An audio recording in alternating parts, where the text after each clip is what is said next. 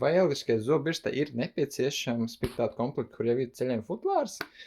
Jā un nē, baigi atkarīgs no jums, bet, nu, cik es zinu no pieredzes un arī visu, ko draugs stāstījuši, tad iekš nopērk elektrisko zobirstu, ja jūs ja arī brauksiet kaut kur uz vienu dienu ceļojumā, jūs tāpatās gribēsiet ņemt elektrisko zobirstu līdzi, jo ar parasto zobirstu tīrīt pēc tam zobus, nu, galīgi vairs negribās, nepatīk un vienkārši pēc tam sajūtām jūt, ka tas nav tas pats efektivitātes ziņā.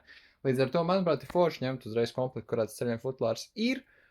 Ja viņš nebija komplektā, nu tad ir vairāk varianti. Ja jums bija Oakley elektriskā zobirsta, tad daudziem modeļiem var piepirkt šādu te futlārīti atsevišķi klāt.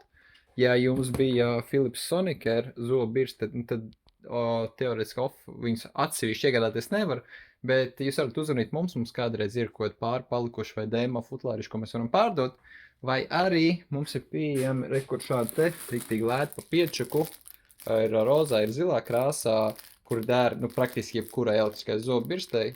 Tur var ielikt birsti un 2 maiņas galviņu. Piemēram, ja es parasti braucu, ielieku zobbirsti, 1 maiņas galviņu un mazā izmēra ceļojuma zopastiņu iekšā.